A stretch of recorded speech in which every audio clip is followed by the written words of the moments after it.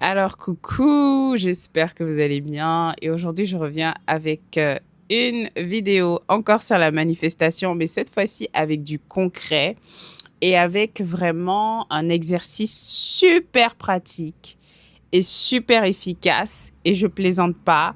J'ai eu des résultats en fait cette semaine. Je dirais pas que ça m'a choqué parce que je connais la manifestation, je connais la loi d'attraction, mais je me suis rendu compte à tel point que cette visualisation en 3 étapes est super puissante. Elle va vous faire pleurer de joie en fait.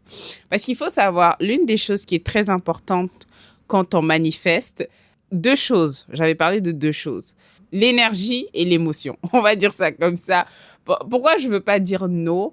Parce que ça nous appartient pas en soi. C'est-à-dire, c'est des choses, nous sommes comme une antenne et nous canalisons tout le temps. On canalise les émotions et on canalise différentes énergies qu'on incarne à travers le corps. Oui, je sais, ça c'était la minute spiritualité profonde. Bon, si tu n'as pas compris ça, skip. C'est bon, skip. Donc, la première étape, déjà, il faut que vous soyez dans un endroit où vous êtes à l'aise. Faut pas qu'on vous dérange. Vous allez fermer les yeux et vous allez vous visualiser, pareil encore, dans un endroit où vous vous sentez en sécurité. Ouais.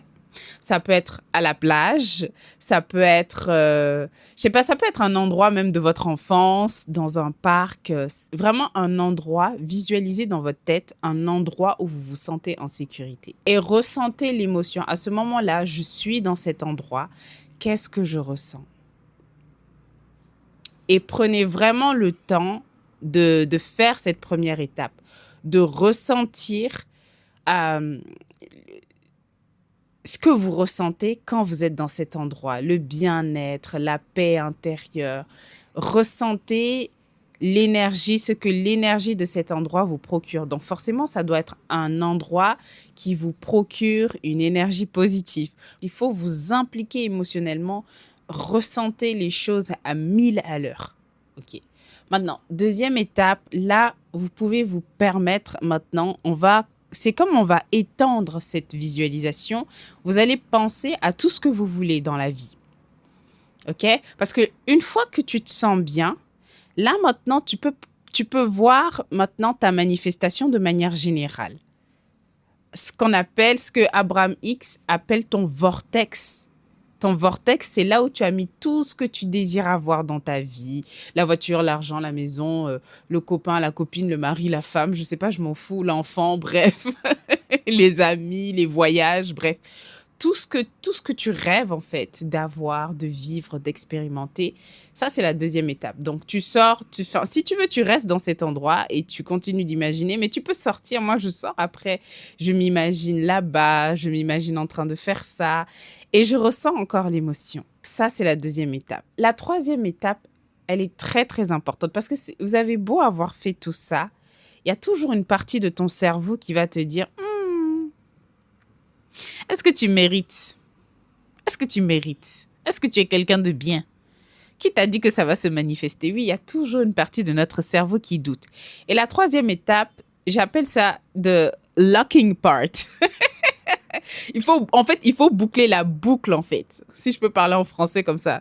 On va fermer tout ça. On va boucler tout ça. On va sceller tout ça dans notre cerveau pour que, voilà, les pensées négatives ne viennent pas nous dire que, ouais, c'est cucu, ce n'est qu'un rêve, nanani, nanana. C'est la phrase je mérite. Donc, vous allez vous visualiser pareil avec tout ce que vous voulez. Et cette fois-ci, vous vous dites à chaque fois à la fin, je sais pas, tu imagines par exemple un voyage et tu te dis, je mérite ce voyage. La voiture de tes rêves, je mérite cette voiture. A pile of money, un paquet d'argent, je mérite cet argent. Bref, tout ce que vous voulez. Juste à la fin, vous dites, je mérite tout ça. Je mérite tout ça. J'ai le droit d'avoir tout ça. J'ai le droit d'obtenir tout ça. Et ressentez le pareil. Voilà. Prenez le temps de ressentir aussi cette dernière étape et de vous persuader que vous le méritez. Et franchement, moi, ça me fait tout le temps pleurer. Donc, vous allez pleurer à un moment donné. Moi, ça me fait tout le temps pleurer. Je sais pas pourquoi. Mais c'est les émotions, en fait. Je sais pas pourquoi je vous mens. Genre, C'est pas... C'est les émotions. C'est juste... le truc est trop intense. Même là, je fais la vidéo, vous voyez, je suis un peu éparpillée parce que je viens de quitter... Je viens de quitter cette visualisation. Donc, pas très contente de retourner dans la dimension physique. Ah. Bref. Et donc... qu'est-ce qui s'est passé? Parce que c'est pas aujourd'hui que j'ai commencé cette visualisation. Il y a 2 jours de cela, après, je sais plus, j'avais des tâches ménagères à faire, un truc comme ça. J'ai même terminé tard ce jour-là, vers minuit et quelques. Je me pose sur le fauteuil. Je sais pas, mon intuition me dit d'aller sur WhatsApp. Et donc, je suis allée sur mon WhatsApp, dans mon WhatsApp, et je reçois le message d'une amie.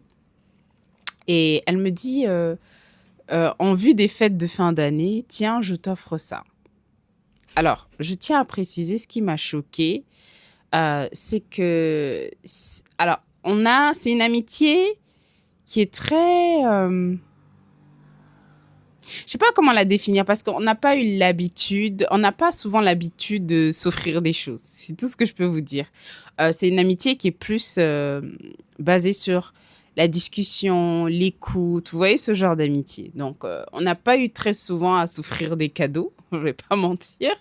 Peut-être une fois où elle m'avait offert enfin, elle m'avait invitée une fois au restaurant, je me rappelle. Mais j'avoue que c'est pas une amitié qui est basée sur le matériel. C'est vraiment une amitié vraiment qui est basée sur l'écoute, l'échange et tout ça. Et c'est vrai que du coup, je m'y attendais pas du tout. Voilà.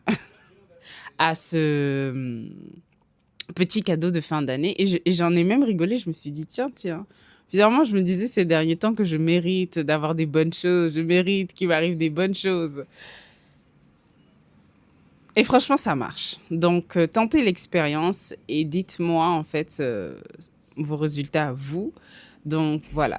Après, vous faites comme vous voulez, hein. Moi, c'est quelque chose que je vous propose. C'est quelque chose qui a fonctionné personnellement pour moi. Donc, que je partage avec vous. Peut-être ça peut aider parce que j'entends beaucoup de gens, par exemple, dire qu'ils ont du mal avec la visualisation ou ils trouvent que la visualisation est trop cucu ou ils trouvent que la visualisation est trop compliquée.